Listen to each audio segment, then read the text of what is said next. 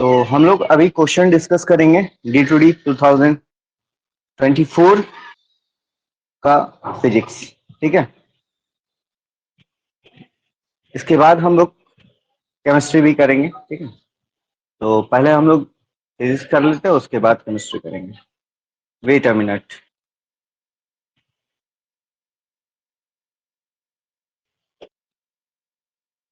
तो चलो शुरू करते हैं। सबसे पहला देखो क्वेश्चंस था, 1 horsepower इज इक्वल टू क्या होगा?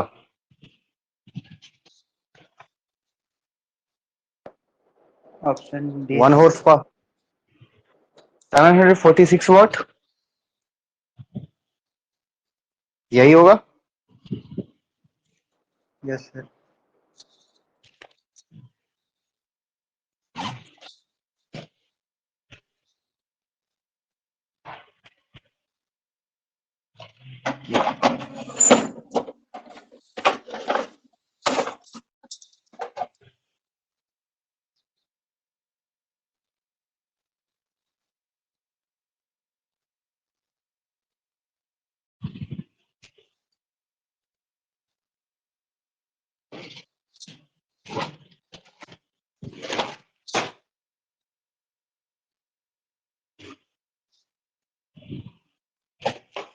तो सबसे पहले होगा 1 horsepower का 746 वॉट। इसके लिए कोई एक्सप्लेनेशन नहीं है, इसके लिए डायरेक्ट ये होता है। ठीक है, अब बताओ question number second, the SI unit of modulus of elasticity क्या होगा? Option D sir. Option D, newton metre square. अब ये होता कैसे है, ठीक है, इसका एक्सप्लेनेशन देते हैं। ठीक है, अब देखो मॉडुलस ऑफ इलास्टिसिटी को हम रिप्रेजेंट करते हैं वाई से। ठीक है, वाई से रिप्रेजेंट करते हैं। तो अब इसमें देखे होगे, तो ये होता क्या है, longitudinal stress by longitudinal strain. ठीक है, अब देखो इसका क्या होता है, स्ट्रेस क्या होता है, फोर्स अपॉन एरिया, और ये change in length del L by L. तो ये एल एल का, तो ये तो इसका यूनिट कैंसिल हो जाएगा, मेरा बचेगा क्या, फोर्स बाय एरिया, इसका न्यूटन, और ये मीटर स्क्वायर पर मीटर स्क्वायर। तो इसीलिए इसका ऑप्शन होगा न्यूटन पर मीटर स्क्वायर। अब देखो ये वाला question, the angle of contact from mercury on glass क्या होगा? Mercury on glass greater than 90 degree. ये वाला बताया हुआ क्वेश्चन है, रिवीजन में हम जो बताए थे सरफेस टेंशन में उसी से आया है, करवाए थे ये वाला। Yes sir. अब ये भी देखो, ये भी क्वेश्चन एकदम करवाया हुआ वाला है। 10 question number 4, the surface tension of a liquid क्या होगा, डैश राइज इन टेम्परेचर क्या होता है? Option B. Option B, decreases. ये होता क्यों है, surface tension is inversely proportional to temperature. ठीक है, इस वजह से क्या होता है, डिक्रीज करेगा, राइज के साथ वो डिक्रीज करेगा। अब क्वेश्चन नंबर 5, ये वाला भी रेनॉल्ड्स नंबर वाला भी बताए थे तुम लोगों को। If the Reynolds number is greater than 4000 then the type of fluid flow क्या होगा? Option C sir. टर्बुलेंट होगा। उससे कम में क्या होता है, मतलब कि 2000 से 4000 में होता है क्या, अनस्टेबल होता है। उससे कम में स्ट्रीमलाइन और लेमिनार फ्लो हम लोग बोलते हैं। ठीक है, अब ये भी जानते होगे। क्वेश्चन नंबर 6, 1 नैनोमीटर, ये वाला पूरा लिखवाए थे तुम लोगों को, deci centi milli micro nano pico femto, और उसके बाद डेका हेक्टो किलो मेगा, ये वाला पूरा लिखवाए थे। ये बताओ क्या होगा इसका answer? Option B sir. Nanometre, B होगा। ठीक है, question number 7, a monochromatic light of frequency 6 into 10 to the power 14 hertz is produced by a laser. What is the energy of a photon in the light beam? क्या होगा इसका? ये numerical question था, क्या टिक करके आए हो? Option B sir. ऑप्शन इसका, ऑप्शन बी, ऑप्शन बी है, मुझे तो नहीं सर लगता। एच न्यू से बनाए थे, E equal to H nu. तो अब हम उसी से करके तुम लोगों को दिखा देते हैं, 1 मिनट रुक जाओ। अगर मान लो ए ई मारे इक्वल टू एच न्यू करोगे, E equal to H nu करोगे, ठीक है, तो इसमें क्या है तुम देखो, ठीक है, वैल्यू क्या लिखे हैं हम लोग, इसका लिखे हैं ई तुम्हारा है, ठीक है, एच तुम्हारा क्या होता है 6.626 इंटू 10⁻34 होता है प्लैंक कांस्टेंट का वैल्यू, इंटू न्यू का क्या वैल्यू दिया हुआ है 6 इंटू 10⁻14। अब इसको तुम करोगे तो कितना आएगा, ये तुम्हारा वैल्यू जो आएगा इसको यहाँ पे मल्टीप्लाई करोगे 6 से, तो अराउंड तुम्हारा 36 के अराउंड ये तुम्हारा आएगा 39.8 वैल्यू आएगा। और इसमें देखो -34 है और 14 है, तो इंटू 10 कितना होगा -20 होगा। अब इसको देखो, अगर हम 3.98 लिखते हैं, क्योंकि आंसर में यही है ऑप्शंस में, ठीक है, तो इसका एक माइनस कम हो जाएगा, तो ये 10⁻19 जूल होगा। तो ये तुम्हारा ऑप्शन नंबर ए सही होगा। ठीक है, यहां तक किसी को कोई डाउट नहीं, आगे बढ़े। जी सर। ठीक, अब देखो, the work function of cesium is 2014 electron volt, find the threshold frequency for cesium, क्या होगा, इसका बी होगा सर। इसका बी। चलो इसको निकाल के पहले हम लोग सॉल्व कर लेते हैं, ठीक है। 8 नंबर, क्वेश्चन नंबर 8 देखो, इसमें क्या है, मेरा दिया हुआ है, ठीक है, वर्क फंक्शन दिया हुआ है मेरा 2.14 इलेक्ट्रॉन वोल्ट, ठीक है। अब देखो इलेक्ट्रॉन वोल्ट कितना होता है, इलेक्ट्रॉन वोल्ट का वैल्यू होता है, अगर इलेक्ट्रॉन वोल्ट को अगर हम जूल में कन्वर्ट करेंगे तो कितना आता है बताओ। 1.6 इंटू 10⁻⁻19 से मल्टीप्लाई करेंगे। -90 से मल्टीप्लाई करेंगे, ये तुम्हारा जूल में आ गया, ठीक है। अब देखो तुमको इसमें क्या निकालना है, तुमको थ्रेशोल्ड फ्रीक्वेंसी न्यू का वैल्यू निकालना है, ठीक है। तो देखो इसमें जो होता है डब्लू, देखो हम जानते हैं E equal to H nu, ठीक है, तो इसको हम डब्लू डब्लू ले सकते हैं, ठीक है, और एच न्यू, ये वर्क फंक्शन वर्क एनर्जी एक होता है, ठीक है। तो हम न्यू निकालने के लिए न्यू इक्वल टू तुम्हारा हो जाएगा डब्लू बाई एच, फिर यही चीज तुम फॉर्मूला लगाओ 2.14 इंटू 1.6 इंटू 10⁻⁻19 और यहाँ पे डिवाइड कर लो 6.626 इंटू 10⁻34, कितना आ रहा है बताओ वैल्यू,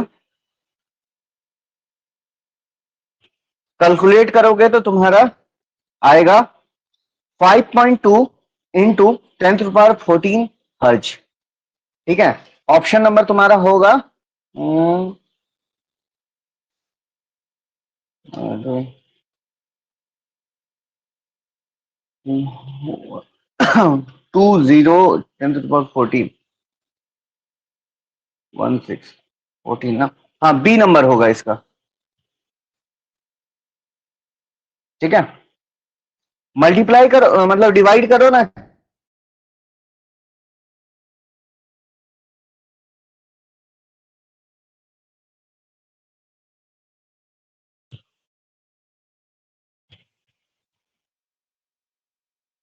यही आएगा आंसर, यही है, ठीक है।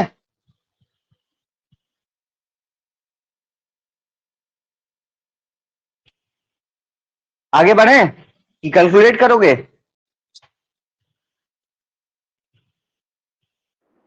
एवरीवन रिप्लाई फास्ट ना। आगे बढ़िए sir.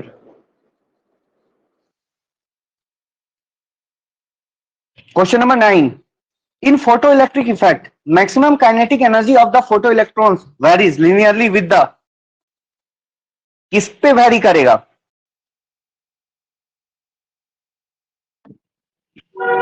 A B C D, कौन सा ऑप्शन टिक करके आए हो? Option C sir. Option C.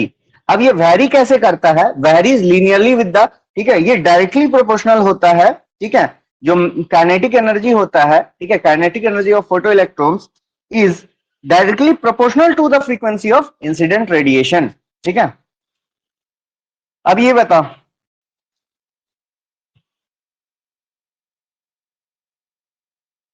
Question number 10, X rays have a wavelength in the range of,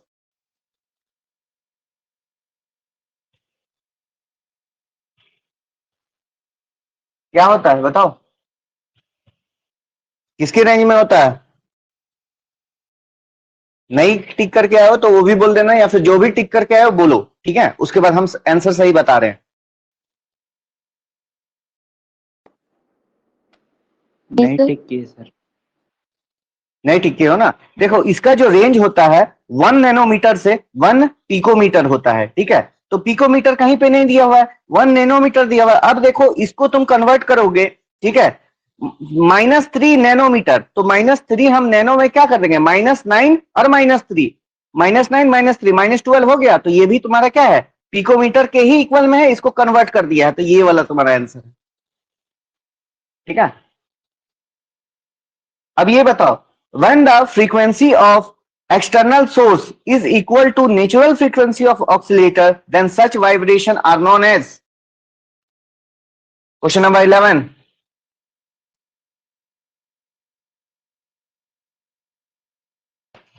देखो किए होगे नहीं किए होगे इसका हम बता रहे हैं, ठीक है। देखो इसमें बोला है कि अगर हम एक्सटर्नल सोर्स का, ठीक है, जो एक्सटर्नल सोर्स हम दे रहे हैं उसी से नेचुरल फ्रीक्वेंसी ऑफ ऑक्सीलेशन हो जाए, मतलब कि दोनों इक्वल हो जाए, तो वैसे कंडीशन को हम बोलते हैं रेजोनेंट वाइब्रेशन, ठीक है।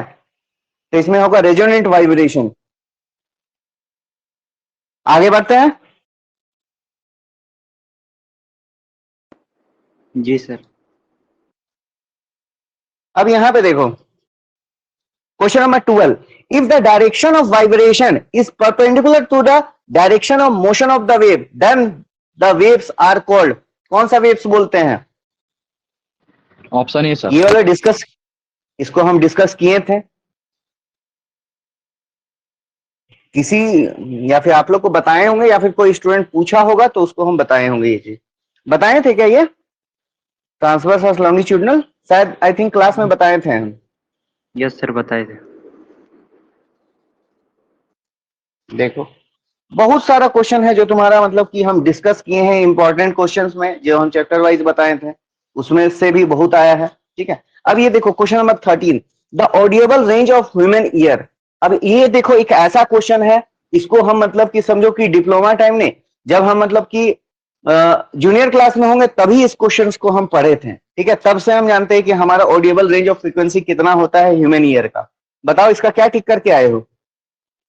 D sir. Option D sir, D.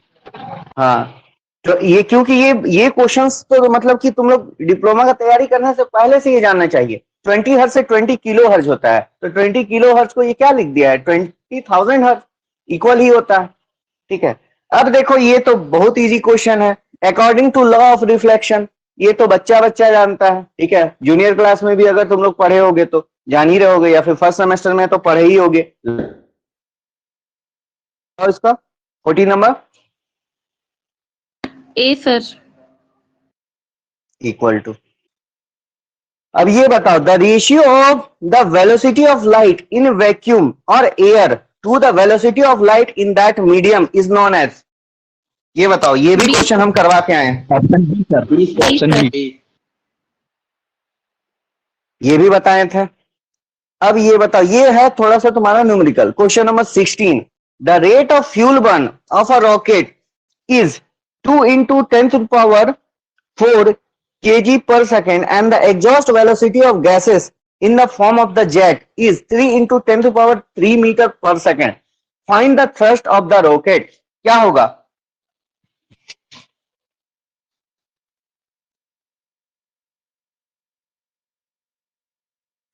नहीं क्या बनाए होगा सर। बताइए। देखो इसमें है इसका बता रहे हैं, इसका सॉल्यूशन हम तुम लोग को बता दे रहे हैं, ठीक है। अब देखो इसमें क्या है कि पहले देखो दे दिया है, मतलब कि पहले दिया हुआ है रेट ऑफ फ्यूल कैसे जा रहा है, ठीक है। रेट ऑफ फ्यूल कैसे जा रहा है, मतलब कि फ्यूल कितना स्पीड से एग्जॉस्ट हो रहा है, ठीक है। और उसका मतलब कि ये देखो फ्यूल ये जो वेलोसिटी ऑफ गैसेस है कितना स्पीड से जा रहा है वो चीज बता दिया है। और दूसरा कि कितना वो मास को लूज कर रहा है, कितना रेट से वो मास को विथ टाइम लूज कर रहा है, तो वो चीज बताया है, ठीक है। तो ये जो इसका फॉर्मूला होता है, ठीक है, थ्रस्ट का, ये होता है क्वेश्चन नंबर ये कितना है 16, ठीक है। ये तुम्हारा होता है वेलोसिटी, वेलोसिटी ऑफ एग्जॉस्ट, कितना एग्जॉस्ट हुआ, इनटू मास कितना रेट से निकल रहा है, ठीक है। तो इसको तुम करोगे 3 इंटू 10⁻³ इंटू 2 इंटू 10⁻⁴, 3 टू 6 और यहाँ पे 10 टू 7 होना चाहिए, ये न्यूटन, ठीक है। इसका आंसर ऑप्शन होगा बी नंबर, ठीक है। दोनों को मल्टीप्लाई कर देना था, ठीक है। इसमें फॉर्मूला वाला है, ठीक है, ये हम डिस्कस नहीं किए थे, मे भी बताए हो इसके बारे में सौरभ सर, तो उसका हम नहीं कह सकते हैं बताए हो नहीं बताए हो, ठीक है। ये चैप्टर हम नहीं टच किए। अब ये बताओ, determine the angular velocity of a particle that moves along a circular path of radius 40 centimetre with a linear speed of 5 metre per second. ऐसा क्वेश्चन हम डिस्कस किए हैं, इसका क्या करके आए हो बताओ। Option A. Option A, option A, option A कैसे किए आप, ये हमको नहीं समझ आ रहा है, ठीक है। बना के आपको हम दिखा देते हैं। ऑप्शन डी होगा सर इसमें। हाँ ऑप्शन डी होगा, ठीक है।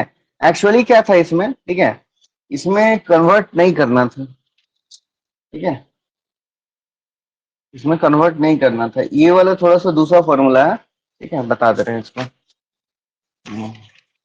ये कन्वर्टेबल वाला नहीं था, ठीक है, आप कन्वर्ट कर दिए थे, ठीक है, वो चलते मानते हैं, ठीक है, थोड़ा सा मिस्टेक होता है तो उसके लिए कोई दिक्कत। सेंटीमीटर दिया हुआ था लेकिन। हाँ हाँ नहीं, उसको डायरेक्ट कर देना है, ठीक है, उसमें कन्वर्ट नहीं करना था। 17 नंबर, ठीक है। आर इक्वल टू 40 सेंटीमीटर है, ठीक है। We equal to 5 metre per second है, ठीक है। तो यहाँ पे आप फॉर्मूला लगाइएगा, क्योंकि आपको क्या निकालना है, आपको निकालना है एंगुलर वेलोसिटी, तो आप ओमेगा निकालिएगा, वी बाई आर हो गया, ठीक है। तो वी मेरा क्या है 5 और बाद में 40, तो ये आपका आएगा 0.125 रेडियन पर सेकेंड, ठीक है। ऑप्शन डी होगा। अब ये बताइए, ये देखिए कुछ कुछ को मतलब कि देखिए फिजिक्स में मे बी एक दो, मतलब जिसको हमको नहीं आइडिया, क्योंकि हम सारा चीज आप लोग को मतलब कि फिजिक्स तो पढ़ाई नहीं थे, तो मे बी कहीं पे मिस्टेक हो सकता है, ठीक है, मेरे से भी, कि नहीं मैं मतलब टीचर हूं तो मुझसे मिस्टेक नहीं हो सकता है, ठीक है। तो एक दो क्वेश्चंस को लेकर चांस ले सकते हैं कि हाँ मिस्टेक हो सकता है मेरा बताने में, ठीक है। लेकिन यहाँ पे देखिए question number 18, work done by a force due to gravity, क्या होगा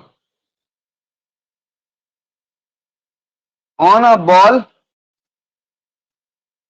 वर्टिकली अपवर्ड्स, बताइए इसका क्या होगा।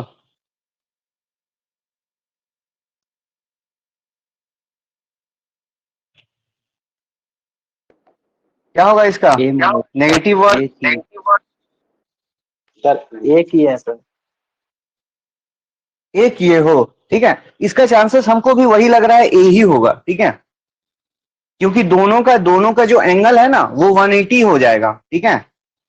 वो जा ऊपर रहा है लेकिन फोर्स ऑफ ग्रेविटी उसका डाउन में लग रहा है, तो दोनों का फोर्स क्या है अपोजिट 180 बन जा रहा है। तो वहां पे तुम देखोगे तो तुम्हारा क्या लग रहा है, दोनों का बीच में 180 हो रहा है, तो cos 180 तुम्हारा -1 हो जाएगा ना, फोर्स इंटू डिस्प्लेसमेंट में जो तुम्हारा जो डायरेक्शन है 180 हो जा रहा है। तो हम जानते हैं कि W equal to F S cos theta, ठीक है, एफ एस कॉस थीटा। अब जो ये जो cos 180 हो जाएगा तो इसका वैल्यू -fs हो जाएगा ना, तो ये नेगेटिव वर्क हो जाएगा, ठीक है। यहां तक कोई डाउट नहीं, आगे बढ़े। Yes, sir. ठीक है, हम इसका भेज देंगे, तुम लोग टेंशन मत लो, ठीक है। अब ये बताओ, if a man uses 45 Newton force to lift a suitcase and walk while doing work of 1250 joule, then calculate the distance covered by a man with a suitcase. कौन सा ऑप्शन टिक करके आए हो बताओ, हम फिर सॉल्यूशन बताएंगे तुम लोगों को। Sir, A number. A sir, A number sir. ये राइट है तुम लोगों का, ठीक है। अब कैसे इसको करोगे बता रहे हैं, मतलब जो लोग नहीं कर पाए होंगे सॉल्यूशन बता दे रहे हैं, ठीक है। देखो यहाँ पे 18 नंबर है तुम्हारा, ठीक है, ये नहीं 19 नंबर है, ठीक है। तो यहाँ पे देखोगे W equal to F S cos theta, अभी हम लोग डिस्कस किए, ठीक है, एफ एस कॉस थीटा। अब यहाँ पे W का वैल्यू मेरा और हमको यहाँ पे निकालना क्या है, ठीक है, एफ एस कॉस थीटा होता है, ठीक है, एफ एस कॉस थीटा होता है। लेकिन यहाँ पे क्या दिया हुआ है कि दोनों के बीच में, ठीक है, दोनों के बीच का मान लो यहाँ पे एंगल को नहीं दिया हुआ है, तो हम डायरेक्ट उसमें 0 डिग्री अपने से मान लेंगे, क्योंकि देखो ये हम नहीं करेंगे, ठीक है। अब इसको हम 0 डिग्री मान के चलते हैं, ठीक है, यूजेज उसको लिफ्ट किया है और मूव कर रहा है, ठीक है, तो 0 डिग्री हम मान के चल रहे हैं, ठीक है। अब इसको 45, अब यहाँ पे हम इसको मान लो कि W equal to F S ले लिए। अब हमको निकालना क्या है, डिस्टेंस कवर। डिस्टेंस कवर निकालेंगे तो F equal to W by F हो जाएगा, ठीक है, W बाई एफ हो गया। अब इसके बाद आप लोग देखिएगा कि यहाँ पे 1250 क्या है, 1250 आपका जूल वर्क डन हुआ और 45 न्यूटन, ठीक है, जूल और न्यूटन दोनों अपना मतलब कि ऐसा यूनिट में है, तो इसको आप डिवाइड कीजिएगा तो आपका जो वैल्यू आएगा 27.78 मीटर होगा, ठीक है। इसी तरह करके निकालना था। आगे बढ़ते हैं। Thermocouple converts which energy to electrical energy, बोलो। D sir. डी। देखो थर्मोकपल क्या करता है, थर्मल एनर्जी को इलेक्ट्रिकल एनर्जी, तो थर्मल को दूसरा क्या हम बोलते हैं, हीट बोलते हैं, तो इसलिए हीट होगा, ठीक है। अब देखो which of the following is added as a impurity into semiconductor to produce an semiconductor, n type semiconductor. मतलब सेमीकंडक्टर, प्योर सेमीकंडक्टर में हम कौन सा मतलब कि इसमें से एलिमेंट ऐड करेंगे जिससे हमको एन टाइप मिलेगा, क्या टिक करके आओ बताओ। ए नंबर सर। ये नंबर देखो, एन टाइप के लिए हमको कैसा चाहिए होगा, जिसमें 5 इलेक्ट्रॉन हो, ठीक है। तो हम पहले बात करेंगे सबसे पहला बोरोन। बोरोन में कितना होता है, 5 एटॉमिक नंबर होता है, लेकिन 2 और 3, तो इसका आउटर मोस्ट में 3 ही होता है, ठीक है। उसके बाद हम बात करेंगे अल्मुनियम। अल्मुनियम में भी तुम्हारा लास्ट ऑर्बिट में कितना होता है, 3 ही इलेक्ट्रॉन होता है। वहां पे हमको कितना वाला चाहिए, 5 वाला चाहिए, ठीक है। तो फिर मेरा जो आता है फॉस्फोरस आएगा, ठीक है, फॉस्फोरस आएगा। और ये तो मेरा क्या है, ये कार्बन की जैसा है, ठीक है, 4 रहेगा, ये कोई काम करे, ठीक है। तो ये फॉस्फोरस होगा। अब ये बताओ, ये भी बहुत आसान है, तुम लोग जानते होगे पहले से इसको। Question number 22, one positive terminal of the battery connected to P and negative terminal of the battery is connected to N, then the biasing of diode is known as, क्या होगा 22। B option. D sir. ऐसे case में forward biasing बोलते हैं, और यही अगर positive N से और नेगेटिव पी टर्मिनल से होगा तो उसको हम लोग रिवर्स बाइजिंग कहते हैं, ठीक है। आप लोग जो मतलब कि आप लोग सबको ही जो मतलब कि इलेक्ट्रॉनिक्स में पार्ट में पढ़े होंगे, diode, characteristics of PN junction diode, ये सब जानते होंगे, तो उनको ये इसमें दिक्कत नहीं हुआ होगा। अब बताइए, the characteristics of laser beam are, क्या होता है, कौन सा ऑप्शन ठीक करके आए हैं। Sir, option D D sir. sir. D sir. All of the above होगा, क्योंकि जो लेजर बीम होता है हाई डायरेक्शनल भी होता है, हाई इंटेंसिटी भी होता है, हाईली मोनोक्रोमेटिक भी होता है, ठीक है, तो इसलिए इसका होगा ऑल ऑफ द अबव। अब ये बताइए, इन द पॉपुलेशन इन्वर्जन, ठीक है, कौन सा ऑप्शन इसमें होगा, कौन सा करके आए।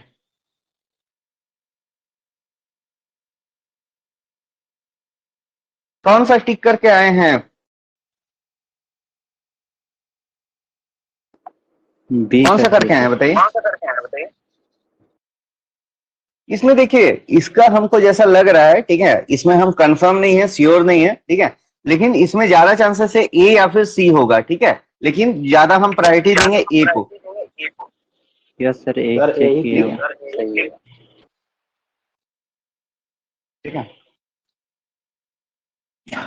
हमको डाउट दोनों पे है कि ए भी हो सकता है, सी भी हो सकता है, लेकिन ज्यादा चांसेस है कि ए होगा।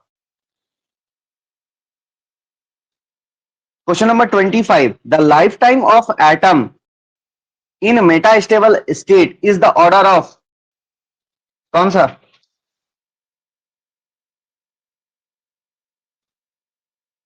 बोलो, बताओ नहीं।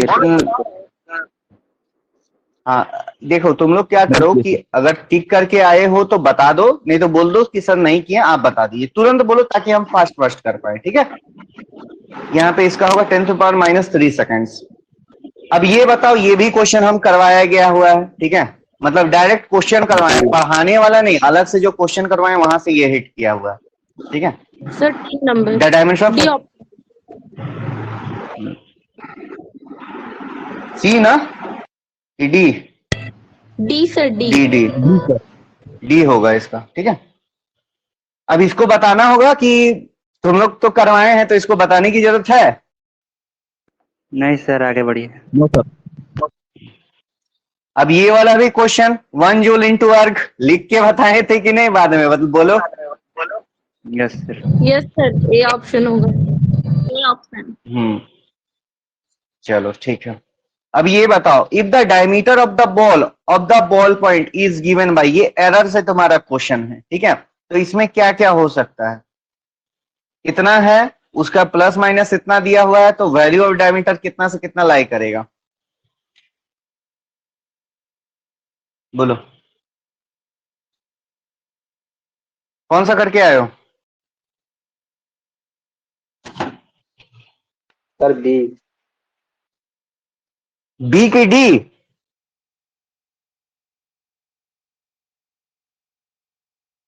बोलो। बी की है सर। हाँ, देखो इसमें 0.70 दिया हुआ था डायमीटर, ठीक है, इसमें आप एक बार प्लस करना है, एक बार माइनस करना है। जब हम माइनस करेंगे 0.01 को तो यहाँ कितना आएगा, 0.69, और एक बार जब प्लस हम इसको करेंगे तो 0.71 होगा, तो इसका आंसर होगा बी नंबर, ठीक है। आगे बढ़ते हैं।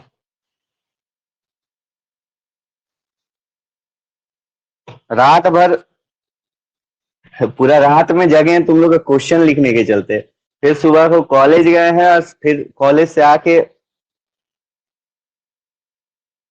यही कर रहे हैं तुम लोग का। बताओ इसमें सिग्निफिकेंट फिगर्स कितना होगा? 5 सर। 4 सर। 4 कैसे होगा बाबू? हम तो इसको देखो, ये वाला पूछा था तो तुम लोग को हम बताए थे कि पॉइंट के बाद अगर जीरो है तो वो सिग्निफिकेंट होता है, पहले होने पे चांसेस कम है, ठीक है, तो इसमें 5 होगा। अब ये बताओ, इसका कितना क्वेश्चन प्रैक्टिस करवाए हैं तुम लोगों को? रिकॉल ऑफ गन वाला का करवाया गया था ना? Yes sir. क्या करके आए हो बताओ? या bullet of mass 40 kg is fired with, कौन सा? D number, 4th number. D 4th number.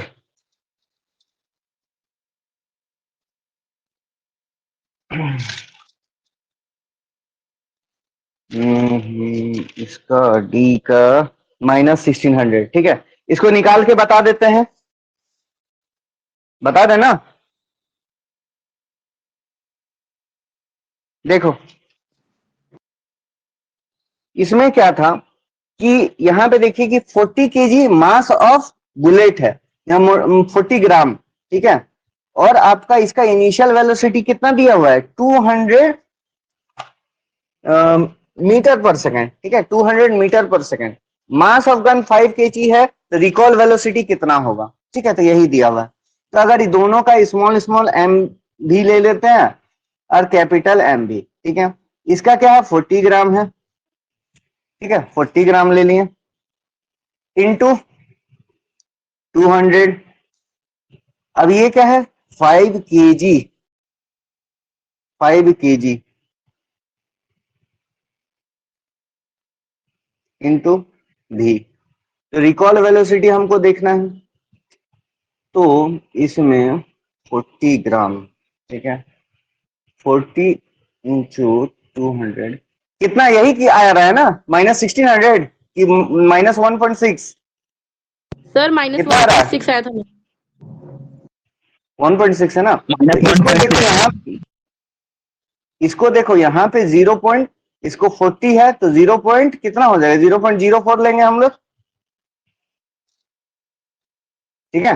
ग्राम में जब हम इसको कन्वर्ट करेंगे तो मतलब केजी में कन्वर्ट करेंगे तो वही आएगा ना 1000 केजी होता है, तो 0.04 लेंगे और यहाँ पे 5, तो ये तुम्हारा कितना होगा 40, ठीक है। तो इसमें तुम्हारा हो जाएगा 1.6 -1.6, और इसमें देखो इसमें फॉर्मूला में ही माइनस रहता है, उसकी वजह से माइनस ही है, ठीक है। अब 31 बताओ क्या होगा। नहीं किया सोर्स सर। एंड ऑब्जर्वर, क्या किए हो स्किप किए सर। स्किप किए हैं। इसका 1950 होगा, क्यों होगा वो बता देते हैं, ठीक है। अब देखिए इसमें बोला गया है कि सोर्स मूव कर रहा है, सोर्स मूव कर रहा है कितना से 10 मीटर पर सेकंड से, ठीक है। और उसका फ्रीक्वेंसी दे दिया है 1950, वेलोसिटी ऑफ कितना है 340, ठीक है। तो वेलोसिटी देखिए, वेलोसिटी 340 है और 10 वो क्या कर रहा है ऐसे ही, मतलब कि ऑब्जर्वर डिस्टेंस मूव कर रहा है, तो वेलोसिटी क्या हो जाएगा, वेलोसिटी अवे जा रहा है, अवे जा रहा है, ठीक है। देखिए इनिशियली मतलब कि वो जो क्या बोले, जो स्पीड ऑफ क्या दिया हुआ है, स्पीड ऑफ साउंड दिया हुआ है, ये क्वेश्चन नंबर कितना है 31। स्पीड ऑफ साउंड जो दिया हुआ है 340 दिया हुआ है, ठीक है, मीटर पर सेकंड वो, और एडिशनल इसमें क्या है 10 मीटर पर सेकंड से वो पीछे जा रहा था, तो टोटल इसका स्पीड कितना हो जाएगा 350 मीटर पर सेकंड। और इसका जो वैल्यू दिया हुआ है, इसका वैल्यू जो फ्रीक्वेंसी है, फ्रीक्वेंसी दिया हुआ है 1950 हर्ज, 1950 हर्ज दिया हुआ है, ठीक है। तो एक्चुअल फ्रीक्वेंसी क्या होगा इसका, ठीक है, एक्चुअल फ्रीक्वेंसी क्या होगा, ठीक है। तो इसमें देखो करेंगे क्या, करेंगे क्या, ठीक है। इसके लिए एक फॉर्मूला होता है, ठीक है, मे भी तुम लोग को मालूम होगा कि नहीं, ठीक है। इसके लिए एक फॉर्मूला होता है फ्रीक्वेंसी का, ठीक है, बता रहे हैं। F equal to F naught C minus V R by T plus V S, ठीक है। अब ये सब क्या क्या टर्म है वो बता दे रहे हैं। जो यहाँ पे एफ जो है वो हमारा निकालना है, ठीक है, कि एक्चुअल फ्रीक्वेंसी क्या है, मतलब एक्चुअल फ्रीक्वेंसी जो है, एक्चुअल फ्रीक्वेंसी बोलेंगे या फिर ऑब्जर्व फ्रीक्वेंसी बोलेंगे, एक्चुअल या फिर ऑब्जर्व फ्रीक्वेंसी, ठीक है, एक्चुअल या फिर ऑब्जर्व फ्रीक्वेंसी हम इसको बोलेंगे। और क्या है इसमें, एक मिनट,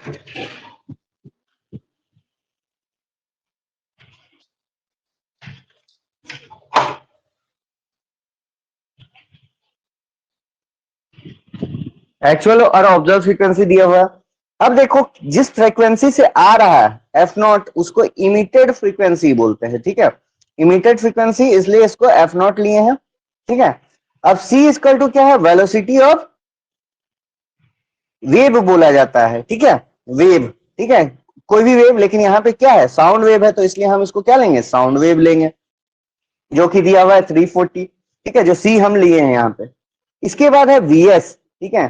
तो source is moving to source is moving to observer, ठीक है, कि कितना स्पीड से वो, मतलब कि दोनों सोर्स और ऑब्जर्वर का कैसा मूवमेंट है, तो उसको लेकर ये वीएस लिया हुआ है, ठीक है। तो अब हम सबका वैल्यू को पुट कर देंगे इसमें, ठीक है एफ। तो हमको यहाँ पे क्या निकालना है, इमिटेड फ्रीक्वेंसी को हमको यहाँ पे मतलब कि एफ नॉट इमिटेड फ्रीक्वेंसी को हम निकालना है, कि मतलब कि ऑब्जर्व फ्रीक्वेंसी था, एफ हमारा क्या था, ऑब्जर्व फ्रीक्वेंसी था, तो हमको निकालना क्या है एक्चुअल, मतलब कि देखो frequency of sound coming from source as इतना हमको ऑब्जर्व हो रहा है, ये जो है ऑब्जर्व हो रहा है इतना, तो हमको एक्चुअल फ्रीक्वेंसी निकालना है, कि मतलब कि हमको एफ नॉट निकालना है। तो हम एफ नॉट जब हम कर देंगे तो मेरा फॉर्मूला कैसा हो जाएगा, ये ऐसे हो जाएगा C plus V S minus V R, पलट देंगे तो ठीक है, पलट देंगे तो ऐसे आ जाएगा। तो अब हम वैल्यू को पुट करेंगे, ये हमारा क्या है 9050 है, ठीक है, ये हमारा 340 है, और ये प्लस 10 हमको डालना है, ठीक है, ये 340 माइनस 10, तो अब हम इसको निकालेंगे तो 950 इंटू 350 बाय 330। इसको सॉल्व करोगे तो कितना आएगा, देखो हम कैलकुलेट कर लेते हैं कैलकुलेटर में, 9050 इंटू 350, ये हो गया डिवाइडेड बाय 330, इसका आएगा तुम्हारा जो आंसर 2068 हर्ट्ज, ठीक है।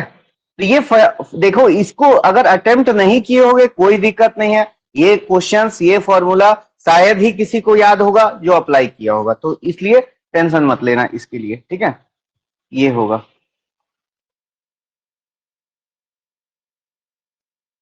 ये होगा। अब ये बताओ ये क्या होगा, question number 32, a thick wire, ठीक है, a thick wire is stretched so that its length becomes 2 times, assuming that there is no change in its density. What is the ratio of change in resistance of wire to the initial resistance of wire? मतलब कि अगर हम एक wire को अगर length L है तो उसको दुगना हम स्ट्रेच कर देते हैं, ठीक है, तो उसके रेजिस्टेंस में क्या चेंज होगा इनिशियल रेजिस्टेंस के रेस्पेक्ट में, बताइए क्या टिक करके आए हैं।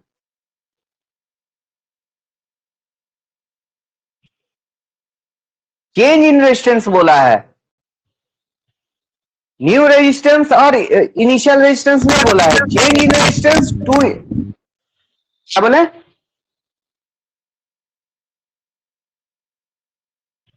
किए हैं कोई कि नहीं किए हैं,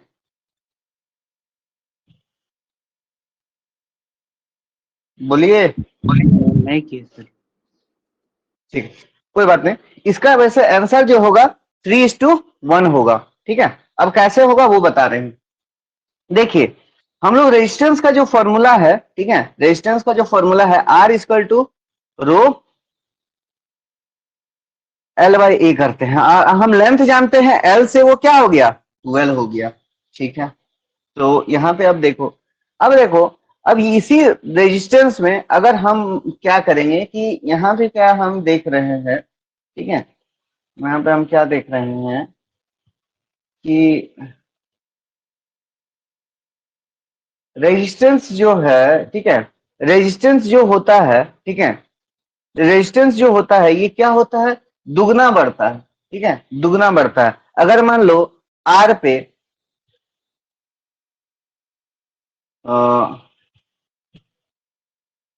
यहाँ पे देखो, इसको अब करोगे, ठीक है, इसमें हम क्या करेंगे, इसमें हम, ठीक है, इसमें एल एक और मल्टीप्लाई कर देंगे और नीचे एक और ए मल्टीप्लाई कर देंगे, ठीक है।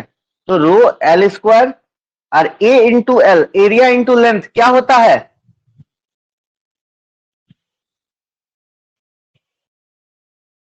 Area into length volume sir.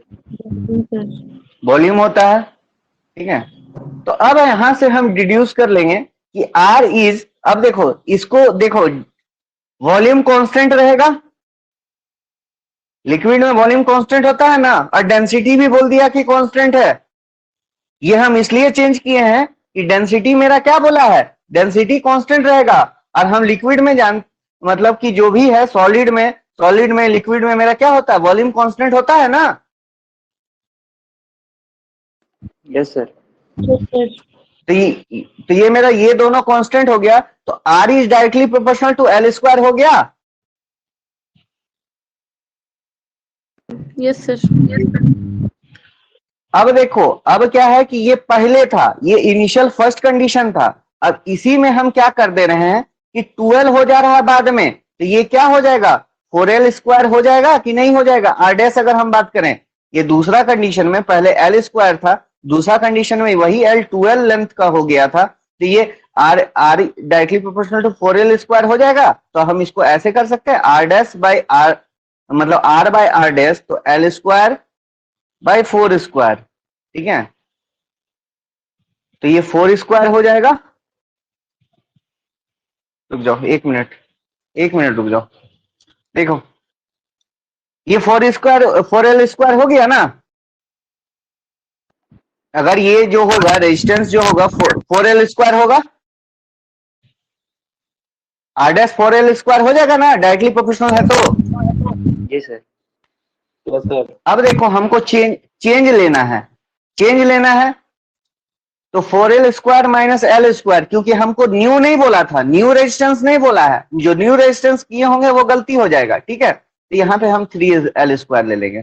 तो हमको जो रेशियो निकालना था वो किसके किसके बीच निकालना था, ये इसमें निकालना था कि what is the ratio of change in resistance to the initial, मतलब कि न्यू रेजिस्टेंस, मतलब चेंज इन रेजिस्टेंस, मतलब कि डेल आर बाय आर में हमको निकालना था, change in resistance by R. तो यहाँ पे हम जानते हैं 3l square by L square, तो यहाँ पे del R ratio R equal to 3:1 आएगा ना ऐसे आंसर।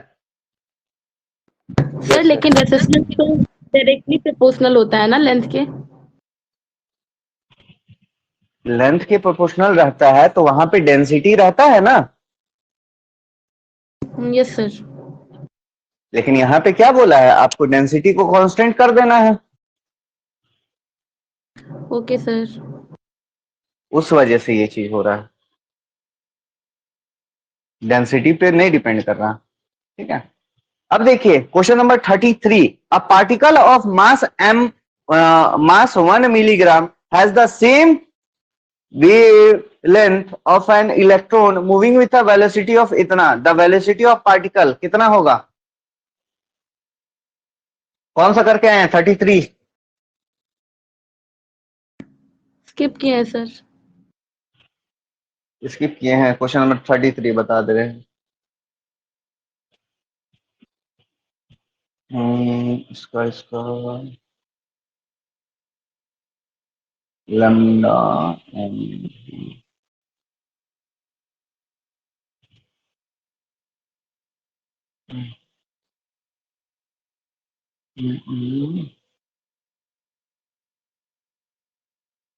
हाँ, यहां पे बोला है कि देखिए दो है, ठीक है, particle of mass m milligram has the same wavelength as an electron, ठीक है, इलेक्ट्रॉन का, ठीक है। तो लेमडा क्या बोला है कि दो पार्टिकल का क्या होगा, एक पार्टिकल का एक इलेक्ट्रॉन का सेम होगा, ठीक है, लेकिन उसका वेलोसिटी क्या है, डिफरेंट है। तो हमको क्या निकालना है, वेलोसिटी ऑफ पार्टिकल निकालना है, ठीक है। दोनों का मास दे दिया है। तो अब देखिए इसके लिए क्या होता है, इसके लिए बता रहे हैं,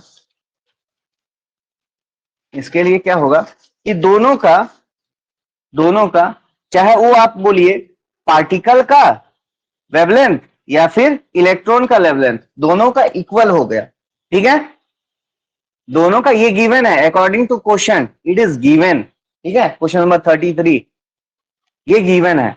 तो इसको देखिए वेवलेंथ इक्वल टू क्या होता है, h by mass into velocity, ये आपका इलेक्ट्रॉन का हो गया, मतलब पार्टिकल का हो गया, ठीक है, और h बाय इलेक्ट्रॉन का हो गया, ठीक है। ये प्रोटॉन नहीं है, ये पार्टिकल है, ठीक है, और ये आपका इलेक्ट्रॉन है, ठीक है। तो ये h प्लैंक कांस्टेंट कट जाएगा ना, ये मास of particle into velocity of particle, ये E भी होगा, ठीक है, मास of electron velocity of electron.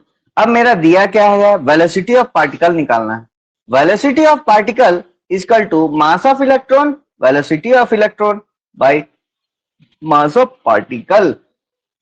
तो इसको आप कीजिएगा तो क्या आएगा, मास ऑफ इलेक्ट्रॉन दिया हुआ है 9.31 इंटू 10⁻⁻31 kg। वेलोसिटी दिया हुआ है 3 into 10⁻6 metre per second by mass of particle. तो मास ऑफ पार्टिकल आपका क्या दिया हुआ है, मास इलेक्ट्रॉन मूविंग इतना, ठीक है, मास ऑफ 1 मिलीग्राम, 1 मिलीग्राम कितना होगा, 1 मिलीग्राम ग्राम है तो सबसे पहले एक ये हो गया 10⁻³ और ग्राम के चलते एक और माइनस 10⁻³ क्योंकि हमको क्या करना है, मिली को केजी में करना है। अरे ठीक है, ग्राम पहले तो उसको ग्राम में करेंगे -3 लगाकर और फिर उसको फिर केजी में करेंगे तो -3, यहाँ पे माइनस माइनस 6 हो जाएगा, -3 हो जाएगा। ठीक है, तो इसको करोगे तो आपका वैल्यू जो आएगा 2.7 इंटू 10⁻18 मीटर पर सेकेंड। ये जो आपका आंसर होगा क्वेश्चन पॉइंट नंबर सी होगा, इसका नोट कर लो सभी।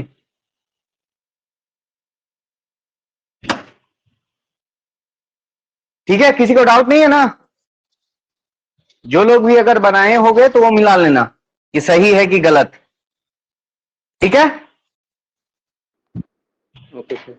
आगे बढ़े, चलो Yes, sir. अब देखो, frequency of light incident on a system of scattering particles are in the ratio of 1:2, then the ratio of intensity of scattered light in a particular direction is, क्या करके आया उसको,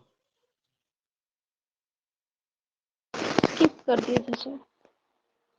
ठीक है, इसका आंसर वैसे होगा 1:16। ठीक है, अब ये कैसे बनेगा, ठीक है बता रहे हैं।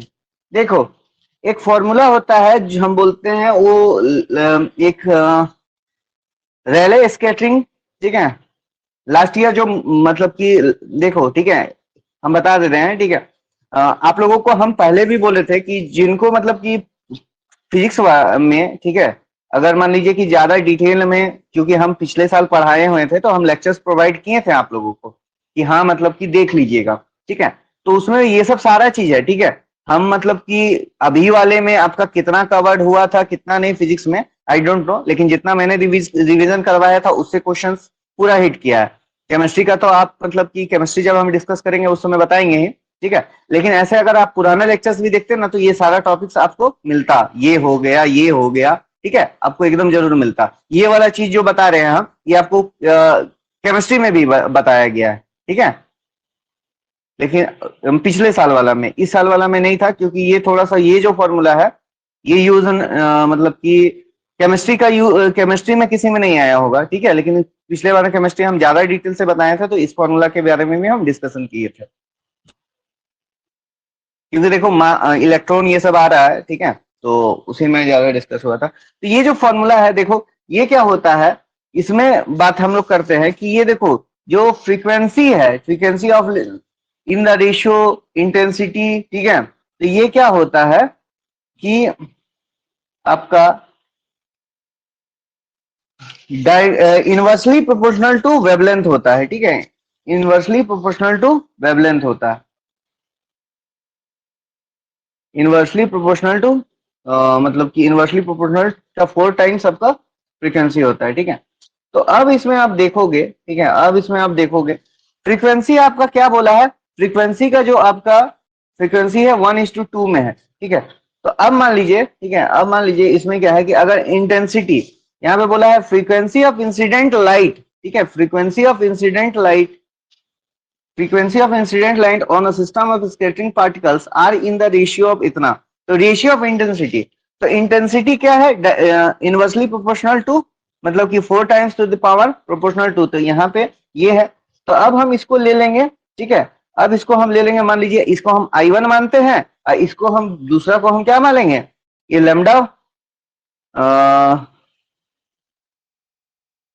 और ये एक और चीज है। ठीक है, एक और चीज है इसमें,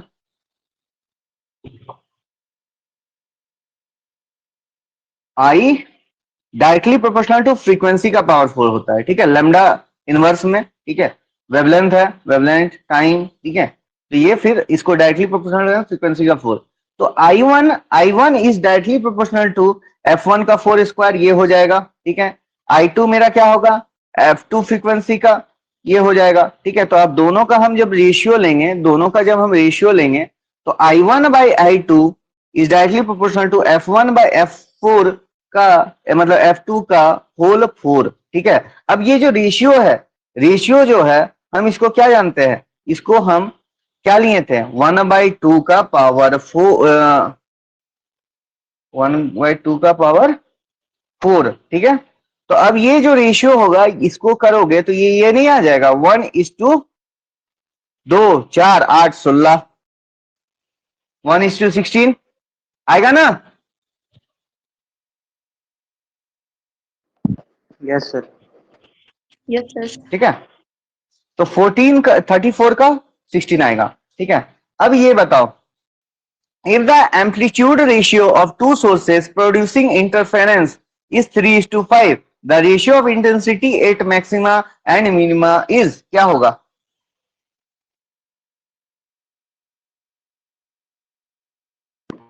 स्किप किए सर। स्किप किए, चलो इसको बता देते हैं।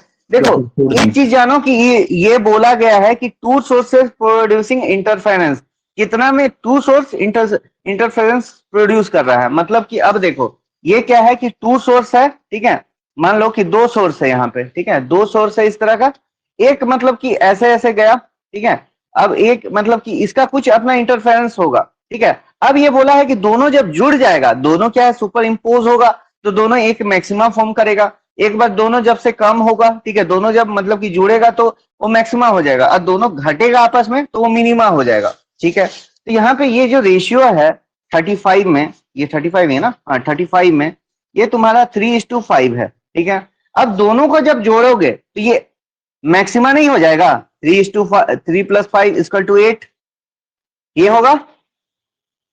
अब दोनों का मिनिमा लोगे तो 5 - 2 = 3 हो जाएगा। अब इसी को हमको क्या लेना है, इसी को हमको क्या लेना है कि इसको हम करेंगे A max by A min, ठीक है, 8 बाई ये 3 था, ठीक है, तो ये 2 होगा, सॉरी ये 3 था, ये 2 होगा, 2, तो ये आ जाएगा मेरा 4:1। और वही अगर हम क्या बोला है इंटेंसिटी निकालना है, तो इंटेंसिटी क्या है, इंटेंसिटी स्क्वायर इसका होगा, इंटेंसिटी स्क्वायर होगा, ठीक है। तो इसका जो रेशियो है तुम्हारा आ जाएगा, इसका भी ये मतलब इंटेंसिटी क्या होता है, 4 टाइम्स होता है ना, इंटेंसिटी 4 टाइम्स बताए थे यहीं पे इंटेंसिटी, तो इंटेंसिटी का फॉर्मूला इसमें लगाओगे, ठीक है, तो ये तुम्हारा 4 बाई इसका 4 टाइम्स होता है, ठीक है, तो ये तुम्हारा ये भी तुम्हारा हो क्या हो जाएगा 60:1, सी नंबर, ठीक है। इसी तरह थोड़ा सा ये सब कॉम्प्लिकेटेड है, ठीक है, तुम लोग में भी जानते होगे नहीं जानते होगे, ठीक है। अब चलो चलते हैं question number 36। Two very small charge sphere having charge of 2 microcoulomb and 4 microcoulomb respectively placed 20 centimetre apart from each other, calculate force between spheres, क्या होगा?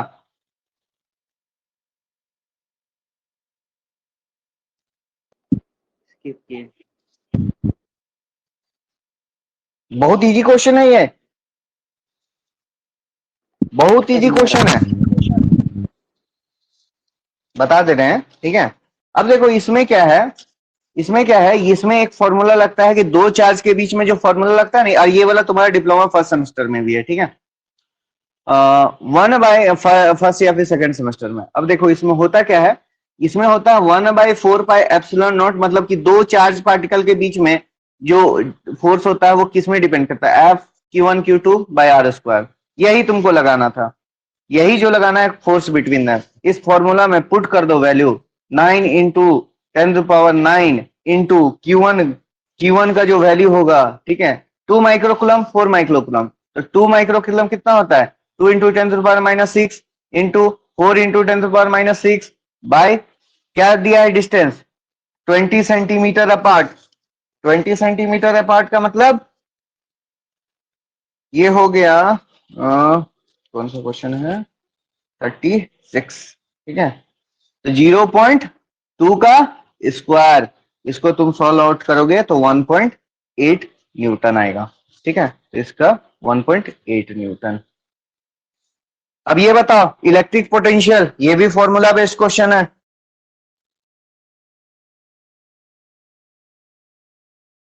ये बोलो सभी, किए हो कि नहीं किए हो?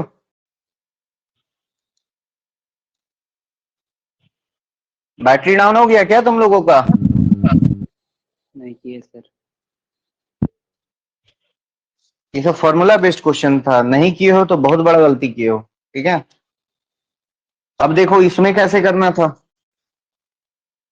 के लिए देखो ये भी डायरेक्ट फॉर्मूला का क्वेश्चन है। ये 36 था, ये 37। इसके लिए क्या होता है? Electric potential equal to 1/4πε0 Q/R। ठीक है, यही फॉर्मूला होता है। इस पे अब डायरेक्ट इसको पुट करोगे तो आ जाएगा। ठीक है, 1/4πε0 को क्या लिखेंगे? 9 × 10⁹ ठीक है, ये K होता है, कांस्टेंट है। ठीक है, अब इसको क्या है? 5 माइक्रोकूलम, तो 5 × 10⁻⁻6, और नीचे तुम्हारा डिस्टेंस है कितना है? 5 सेंटीमीटर, तो 0.5, क्योंकि आर है यहाँ पे। ठीक है, यहाँ पे आर स्क्वायर था, फोर्स में आर स्क्वायर होता है, पोटेंशियल में सिर्फ आर होता है। ठीक है, और एक चार्ज घट जाता है, तो फिर इसको तुम कैलकुलेट करोगे तो तुम्हारा वैल्यू आएगा 90,000, और इसी को ये क्या लिख दिया है? 9 × 10⁵ वोल्ट। ठीक है, तो ये तुम्हारा ऑप्शन डी होगा। अब ये बताओ electric field lines. Option A sir.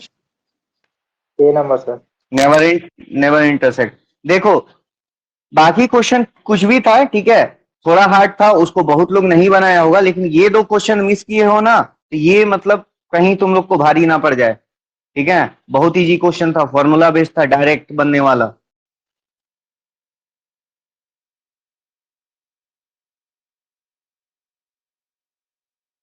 Aman, Shalini joined हो कि नहीं ज्वाइंड हो? Yes sir. Yes sir. तुम लोग तो पिछले साल भी किए थे क्लास, ये चीज नहीं बताए थे हम?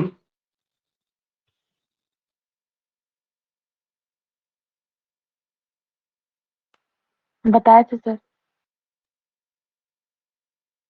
तुम लोग फिर भी करके नहीं आए हो। तो कांस्टेंट का वैल्यू ही भूल गए थे, फॉर्मूला याद था बस। सर गलत होने के हाँ। चक्कर में इसलिए नहीं की। ये बताओ question number 39। C option sir. D option sir. जी सर। सी होगा। ठीक है, इंसुलेटर में होता है 6 electron volt, 7 electron volt. Conductor में कोई गैप नहीं होता है, दोनों कंडक्शन एंड वैलेंस बैंड आपस में इंटरसेक्टेड, मतलब फ्यूज होता है एक दूसरे में। इसमें क्या होता है? थोड़ा सा कम डिस्टेंस में, जिसको हम मतलब कि थोड़ा भी हीट प्रोवाइड करेंगे तो वो क्रॉस कर जाएगा। ठीक है, ये बताओ question number 40। The process of adding an impurity in a semiconductor element is known as. Option C sir. D number sir. Doping. In water and gases, heat transmission is due to। Option convection होगा। Convection sir. B sir. Convection होगा। Conduction किसमें होता है? जहां पे materials touch में हो, solid हो, ठीक है, वहां पे होता है। कन्वेक्शन उसमें होता है ना कि हाँ नहीं बता रहे हैं हम, एक्सप्लेन कर रहे हैं। ठीक है, कि पानी को जब हम गर्म करते हैं तो नीचे वाला क्या होता है? नीचे वाला हीट होके ऊपर चला जाता है, और ऊपर जो ठंडा पार्टिकल रहता है वो हेवियर होके नीचे चला जाता है, फिर वो गर्म होता है। तो इस तरह में तुम्हारा liquid and gases he heat होते हैं। और रेडिएशन में क्या होता है कि दोनों पॉइंट का कोई कांटेक्ट नहीं होगा, और ना मूवमेंट ऑफ पार्टिकल्स होगा। ठीक है, पहला में कांटेक्ट होता है, दूसरा में कांटेक्ट नहीं होता है लेकिन मूवमेंट ऑफ पार्टिकल्स होता है। ठीक है, और तीसरा में कोई कांटेक्ट नहीं होगा एक से दूसरे जगह। तो रेडिएशन का एक बेस्ट एग्जांपल है सन का। ठीक है, अब क्वेश्चन नंबर 42 बताओ, ऐसा unit of thermal conductivity.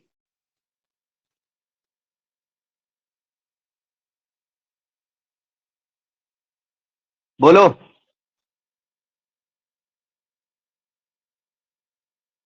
Thermal Option C. Conductivity. Option C, sir. Thermal conductivity 14। हाँ ठीक है। अब देखो ये आएगा कैसे, ठीक है, आएगा कैसे, देखो ये होता है थर्मल कंडक्टिविटी को हम, ठीक है, क्वेश्चन नंबर 42, ठीक है, ये होता है, इसको हम रिप्रेजेंट करते हैं क्यू लेंथ ए डेल टी, ठीक है, तो इसको हम रिप्रेजेंट करते हैं डब्ल्यू ए इनवर्स एम, ठीक है, तो इसमें सी होगा तुम्हारा। अच्छा, विच of the following is a method of heat transfer 43। Option D, sir. D, sir. All of the. अच्छा ये बताओ, ये तो बहुत आसान था, इसको तो किए हो गए। Question number 44, if a wave has time period of 20 millisecond find the frequency of the wave. बस पलटना था, बोलो किए हो कि नहीं किए हो।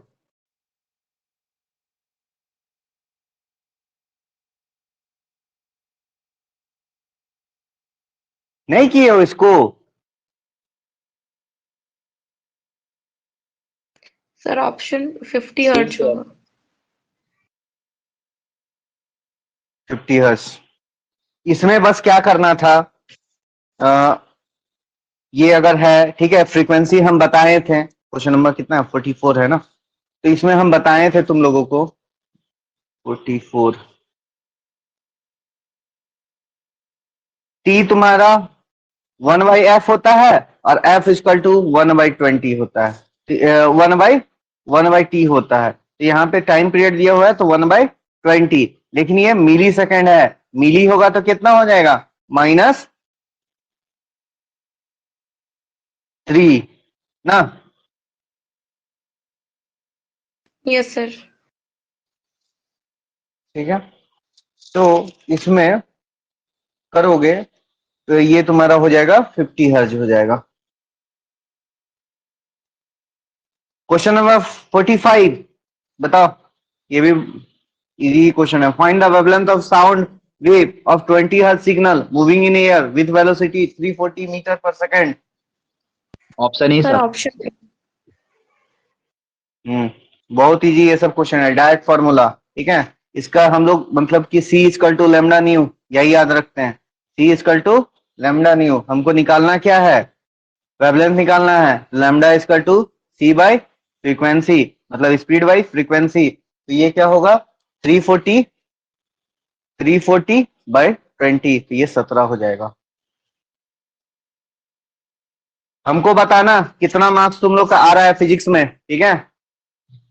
अब ये बताओ क्वेश्चन नंबर 46, ये कंप्लीट होते ही, ठीक है, अभी तुम लोग क्या करोगे, केमिस्ट्री का करोगे कि क्या करोगे कि बाद में करेंगे, ठीक है, लेकिन पहले हमको बता दोगे, शाम तक हमको सबका आ जाना चाहिए कि कितना मार्क्स आ रहा है फिजिक्स केमिस्ट्री में।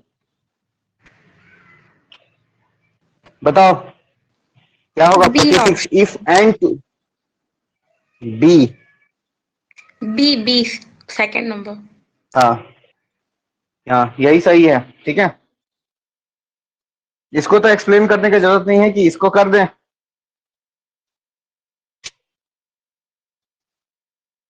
बोलो वो चाहते हो एक्सप्लेन करें तो कर देते हैं। सर अब एक्सप्लेन करके क्या फायदा सर। कोई नहीं, आप लोग जैसे बेवकूफी कोई और लोग ना करे, और क्या बेवकूफी किए हैं कम से कम उतना तो मालूम चले। देखो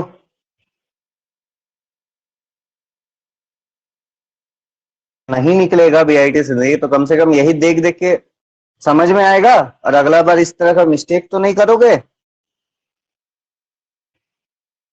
देखो यही मतलब होता है, ठीक है, अगर n21 है तो n2/1, n12 है तो refractive index of medium 1 by medium 2। अब देखो इसको, अब दोनों को हम क्या करेंगे, सिंपली मल्टीप्लाई कर देंगे, ठीक है, मल्टीप्लाई कर देंगे तो क्या आएगा, n1 by n2 into n2 by n1। तो ये तुम्हारा कट गया, ये तुम्हारा कट गया, n12 equal to 1 by n21, या फिर n21 इक्वल टू 1 बाई 12। इस तरह होता है, ठीक है। अब ये बताइए, work done by external force in bringing a unit positive charge from infinity to a point. Question number 47 क्या होगा? Option A sir. A number. Electrostatic potential. किसी भी चार्ज को कहीं से भी हम इंफिनिटी से एक पॉइंट पे लाते हैं तो इलेक्ट्रिक पोटेंशियल बोलते हैं, और दो पॉइंट के बीच में मूव करते हैं तो उसको क्या बोलते हैं? Potential difference. यही होता है ना? Yes sir. अब ये बताइए, ये भी है मेरा रिकॉल ऑफ गन का ही क्वेश्चन है I think. 48 C sir. A gun, option C 48, हाँ सही है ये, ठीक है। 48 में देखो क्या करना है, मास ऑफ बुलेट 50 केजी। इसको क्या 50 केजी है, ग्राम है, 50 ग्राम है, 0.50 केजी हो जाएगा, ठीक है। 50 है इसलिए 0.05 होगा, ठीक है, 0.05। 50 ग्राम है तो 0.05 केजी, ठीक है। Velocity of bullet 1 millisecond metre per second, ठीक है। अब इसका हम जानते हैं कि mass of gun, velocity of gun, ठीक है, मास ऑफ बुलेट। अब देखो यहाँ पे देखो, किसी का भी वेलोसिटी मास हमको निकालना है, ठीक है, तो मास को हम नेगेटिव इसमें नहीं लेंगे। वेलोसिटी रहता तो हम नेगेटिव ले भी लेते, लेकिन यहाँ पे मास है तो इसलिए हम नेगेटिव वैल्यू डाल देंगे, तो मेरा मास नेगेटिव हो जाएगा, और मास नेगेटिव हो नहीं सकता है, इसलिए हम दोनों को पॉजिटिव ही रखेंगे, ठीक है। अब हमको क्या निकालना है, मास ऑफ गन, ठीक है। तो मास ऑफ बुलेट कितना है, 0.05। वेलोसिटी कितना है, वेलोसिटी बुलेट का कितना दिया हुआ है, 30 मीटर पर सेकेंड, ठीक है। ये जो है यूनिट को अभी हटा दो, यूनिट को हटा दो, ये इसमें अब 1 मीटर था तो ये इसको करोगे तो 1.5 केजी, ठीक है, मास ऑफ गन, ठीक है। तो ये हो जाएगा। अब ये बताओ, a spring when stretched by 2 mm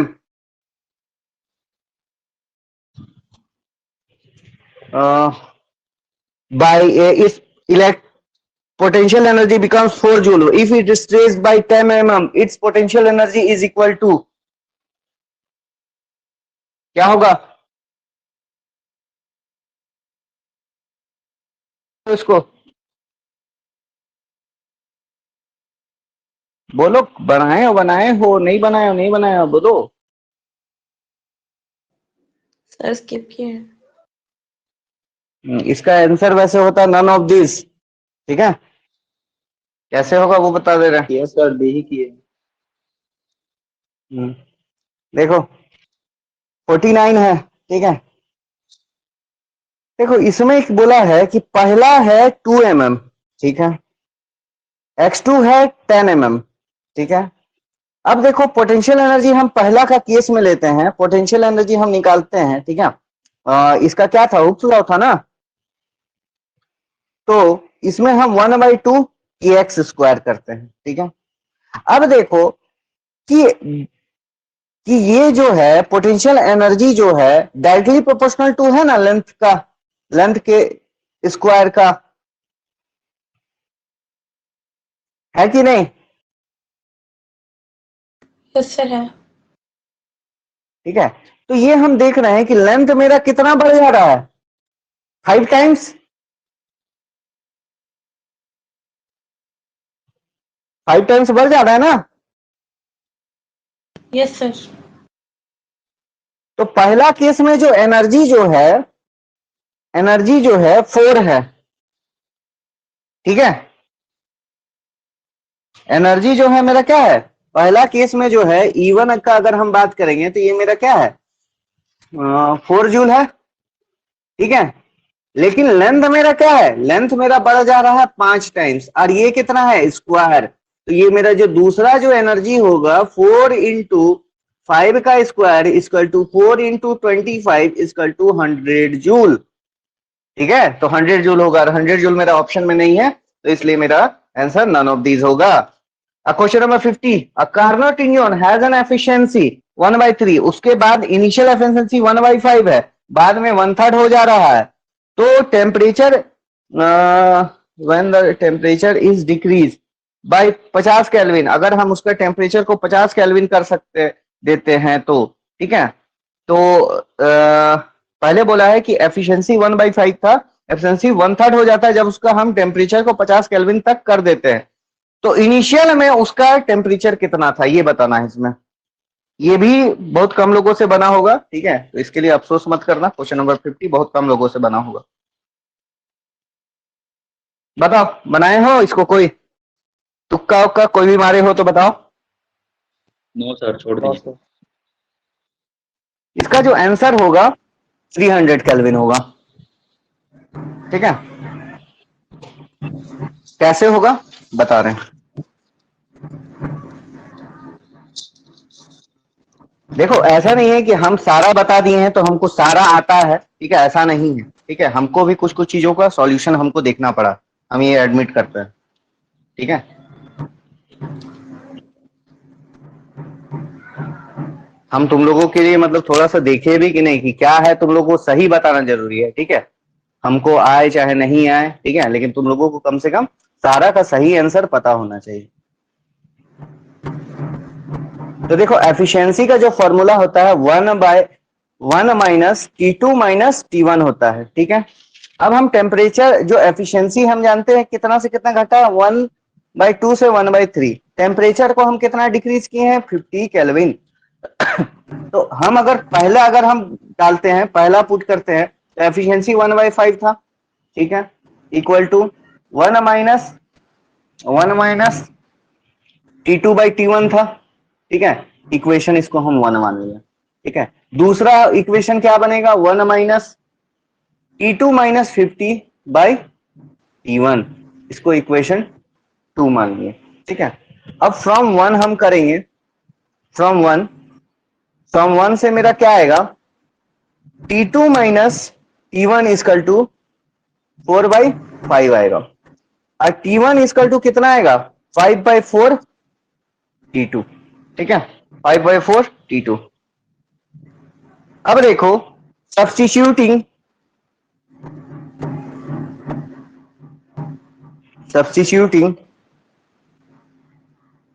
T1 in equation 2, ठीक है।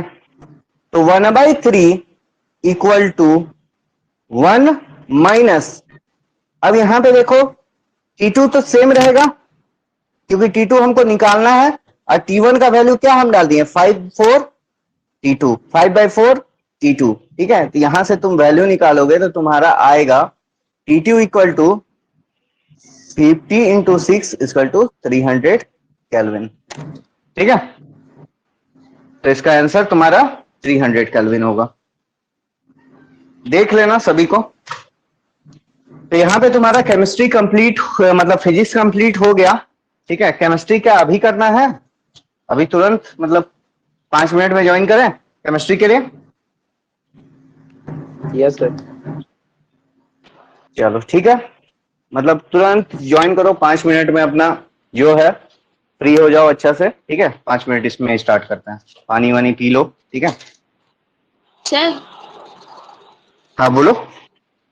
सर इतना बड़ा रिग्रेट हो रहा है ना, हम 13 मार्क्स का क्वेश्चन सही पहले मार्क किए थे और फिर पूरा गलत कर दिए। टोटल मेरा 30 मार्क्स का सही होता था सर, सही कोई नहीं, मार के हम अफसोस गलत नहीं कीजिए, क्या बोल सकते हैं, ठीक सर 25 ठीक है। आते हम कि 9 इतना बड़ा रिग्रेट हो रहा है सर। हाँ हम कॉल करते हैं आपको, ठीक है रखते हैं, अभी इन करते हैं क्लास को, थैंक यू। टेंशन मत लीजिए, ठीक है ठीक है, कोई नहीं, इसमें क्या कर सकते हैं हम लोग कुछ नहीं कर सकते हैं, जो हो गया है, लेकिन बस हम देखिए ऐसा बोलिएगा तो हम फिर हम केमिस्ट्री का नहीं बताएंगे, ठीक है, इस नहीं तरह तो अफसोस बता मत कीजिए आप लोग। सर कट ऑफ वगैरह सब बता दीजिएगा सर, कितना जा रहा है नहीं, मतलब कैसा होगा क्या होगा बता। सिक्स मैक्सिमम, मैंने पहले भी एग्जाम से मैंने पहले भी कहा है, ठीक है, कि जो कट ऑफ होगा आपका 60 जा सकता है, अब उससे भी अब जाएगा तो 70, उससे ज्यादा नहीं जाएगा, ठीक है, क्योंकि ऐसा क्वेश्चन मतलब आसान नहीं था, उतना आसान नहीं था, मैंने तो बोला ना, ठीक है, कहाँ आपका कौन क्वेश्चन मतलब कि जो बहुत आसान था, जो फॉर्मूला टाइप में बन रहा था, ये सब क्वेश्चन, ये वाला ही जो बोलिए, ठीक है, ये सबसे थोड़ी हुआ होगा, कोई ये वाला के लिए भी इसको भी याद रखना जरूरी है, अप्लाई करना जरूरी है, ठीक है, जो फॉर्मूला टाइप में है वो सब, जो डायरेक्ट वाला है वो सब किए होंगे, ठीक है, क्योंकि फॉर्मूला मतलब कि हम बताएं बोले ही थे, ठीक है, कि कैसा क्या रहेगा नहीं रहेगा, ठीक है, तो बाकी देखिए बहुत ऐसा चीज था कि डायरेक्ट बताया हुआ आया, ठीक है, जो मैंने पढ़ाया था उसमें से, फिजिक्स वाली चीजों में से, ठीक है, और जितना है क्रिएट अभी नहीं करने का जरूरत है, अभी देखिए रिजल्ट है, ठीक है, और देखिए ऐसा नहीं होता है कि मतलब एक ही बार हुआ तो खत्म हो गया सब कुछ, बहुत सारा अपॉर्चुनिटी है, लाइफ बहुत बड़ा है, ठीक है, तो एक एग्जाम डिफाइन नहीं करता हर चीजों को, लाइफ को आपका डिफाइन नहीं करता, आपका मेहनत को डिफाइन नहीं करता, ठीक है, हम बोले थे आप लोगों को, ठीक है, गलती होता है, ठीक है, मिस्टेक्स होता है, ठीक है, हम बहुत लोग जो क्वेश्चंस भेजे थे खुद उनका हम देखें कि ठीक है, कि मतलब कि क्या मिस्टेक उनसे हुआ होगा वो चीज हमको पता है, क्योंकि हम खुद एग्जाम दिए हैं, ठीक है, चाहे वो डीटीडी का हो, पॉलिटेक्निक का हो, तो हम खुद एग्जाम दिए हैं तो हमको मालूम है, ठीक है, तो उतना अफसोस मत कीजिए, ठीक है,